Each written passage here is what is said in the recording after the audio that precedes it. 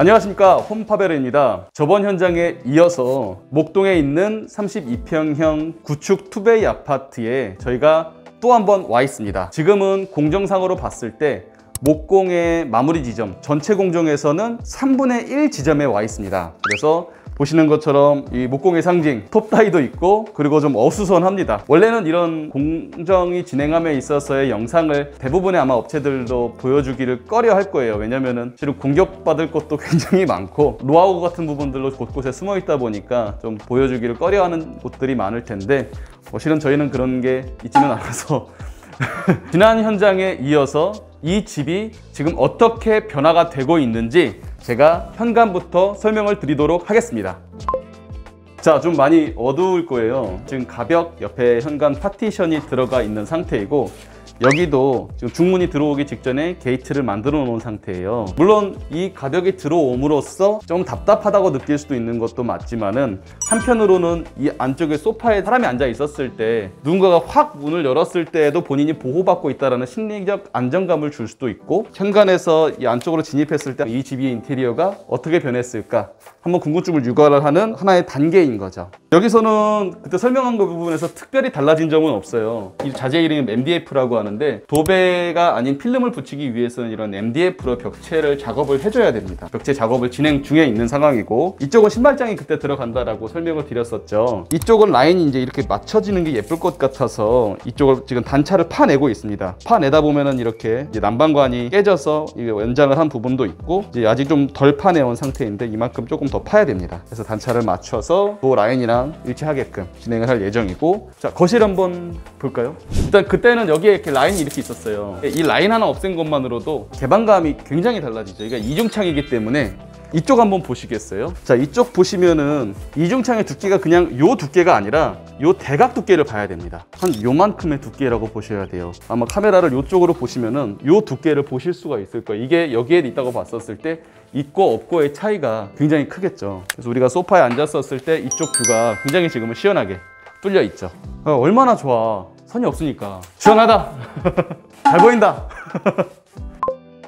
뭐 라인 매립 등은 이런 식으로 공사하는 거 많이 보셨을 거고, 천장이 거의 기울어져서 그랬는데 아, 그렇죠. 지금 거의 완성된 상태인데 몰딩 걸레바지까지 다 들어가 있고, 천장은 기존 천장보다 조금 더 높아졌어요. 많이 높일 수는 없습니다. 이 기존의 요 천장 요 위치가, 동굴이 위치가 또 구축 아파트에서는 높지 않기 때문에 많이 획기적으로 올릴 수는 없고, 스프링클러가 있는 집들은 조금 더 높일 수 있는 가능성이 있는데, 스프링클러가 없는 집들은 거의 한계가 있습니다. 걸레바지랑 몰딩에 대해서 조금 설명을 드릴게요. 두 가지 방식이 있는데, 기성 제품을 쓰는 방식이 있고, 이렇게 저희처럼 현장에서 만들어서 쓰는 방식이 있어요. 제가 뭐 우리 방식이 맞다라고 설명드리는 건 아니지만, 제가 봤었을 때 기성 제품을 안 쓰는 이유는 있습니다. 기성 제품은 2.4m짜리 단위로 나와요. 그러면은 2.4m와 2.4m가 연결되는 부위는 반드시 선이 생길 수밖에 없어요. 그래서 선이 생기면은 이제 그게 보기 싫으니까 하얀색 보수제로 이렇게 발라줘서 그걸 커버를 하는데, 저는 그게 썩 좋지는 않더라고요. 플러스 기성 제품을 여기다가 고정을 하려면은 완성되어 있는 상태에서 타카로 이렇게 팍팍팍팍 쏘면서 고정을 하는데 그 심자국이 나요. 물론 이렇게 하면은 가격이 좀 더 비싸집니다. 근데 훨씬 더 깔끔하게 제가 보기엔 나올 수 있는 것 같더라고요. 걸레바지도 마찬가지로 인건비를 굳이 써가면서 하는 이유가 중간중간에 이음매가 난다라는 거, 그리고 걸레바지를 마루팀에 맡기면은 속도는 굉장히 빠른데 이 벽 따라 이 걸레바지가 들어가게 되면서 약간 휘어 보이지는 느낌도 있고, 공정상에서 또 위쪽에다 실리콘을 써야 될 가능성이 생기는데 그거는 이제 안 되는 거고, 그리고 이제 시공의 퀄리티까지. 그래서 저희는 걸레바지와 몰딩을 가능한 한 기성 제품을 쓰지 않고 현장에서 만들어서 필름을 입혀서 시공을 합니다. 화장실은 아직 방수 액박만 진행이 되어 있습니다. 그래서 여기는 패스할게요. 여기 흡연 금지.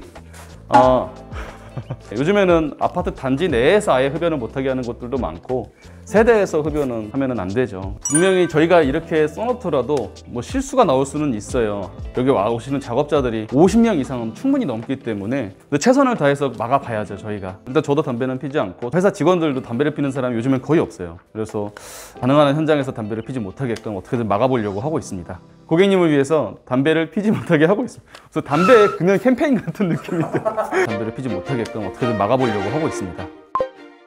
여기 그때 보셨을 때 제가 설명했던 부분이 이제 이런 부분입니다. 이쪽은 아이소 핑크를 두 겹에 걸쳐서 두껍게 단열을 했어요. 그러다 보니까 공간이 안 나와서 조금 더 창호보다 얘가 이렇게 튀어나왔는데 이렇게 마감을 했고, 이쪽은 이렇게 단차를 만들었습니다.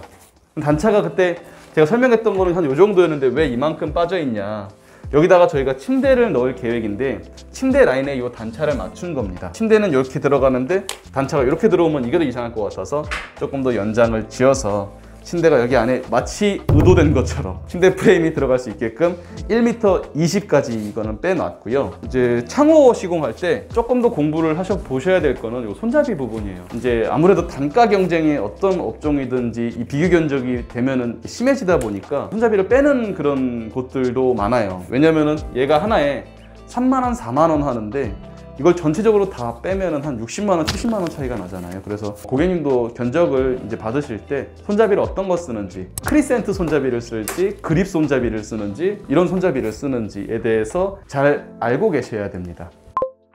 보통은 저희가 주방 쪽 타일을 철거를 다 하지는 않아요. 근데 여기 같은 경우는 공간 확보가 좀 중요해서 이거는 철거를 해서 진행을 했고, 지금 보이실지 모르겠지만은 이 주방창을 이렇게 PJ 창으로 했습니다. 물론 일반 이중창과 비교했었을 때 단열력은 조금 떨어지는데 개구부가 그렇게 크지 않다 보니까 실은 큰 손실이 나는 건 아니더라고요. 그래서 여기에서도 조금 더 선이 안 보이게끔 PJ 창이라고 하는 창으로 저희가 제안을 드렸고, 그때는 여기 설명드릴 게 없어서 여기는 들어오지 않았었는데 여기가 안방입니다. 단열을 이렇게 기역자로 저희가 잡아드렸고, 이쪽을 한번 봐주셨으면 좋겠어요. 이쪽도 단열을 이렇게 뺐죠. 여기는 브랜드 붙박이장이 들어갈 겁니다.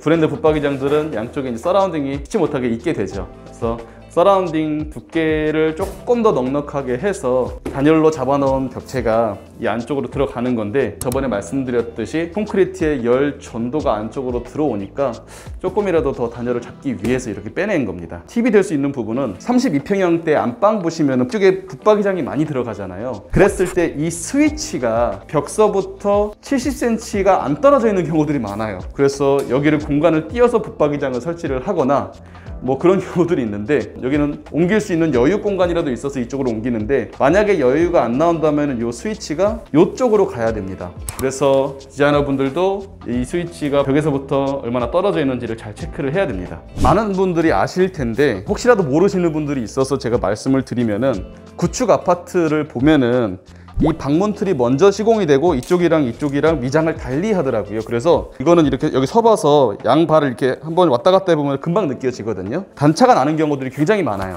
그래서 이렇게 단차가 좀 난다, 두 가지 방법이 있습니다. 이쪽을 조금 뭐 샌딩을 하거나 이쪽에 이제 수평 몰타를 치는 건데, 전체적으로 다 수평 몰타를 치는 건 비용이 비싸니까 티 안 나게 이 주변들까지만 이렇게 수평 몰타를 쳐주는 게 좋겠죠. 여기도 아직 수평 몰타를 쳐져 있는 상태는 아닙니다. 이거는 또 다음 저희가 영상을 찍을 때 보여드리도록 하겠습니다. 자, 여러분 오늘 영상은 어떠셨나요? 도움이 되셨으면 좋겠고, 이 현장은 타일, 필름, 후공정들이 이제 많이 남아 있어요. 그래서 또 후공정 다음 주에 와서 진행이 어떻게 되는지 차례차례 설명을 드리도록 하겠습니다. 혹시 여러분들 중에서 32평형 현재 인테리어가 진행 중이시거나 계획 중에 있으신 분들은 궁금한 점을 다 달아주세요. 아마 레이아웃이 비슷해서 고민하는 점들도 많이 비슷할 거라고 생각을 합니다. 그러면 제가 최대한 답변을 상세하게 달아드리도록 하겠습니다. 오늘 영상은 여기서 마치도록 하겠습니다. 홈파베어였습니다. 감사합니다.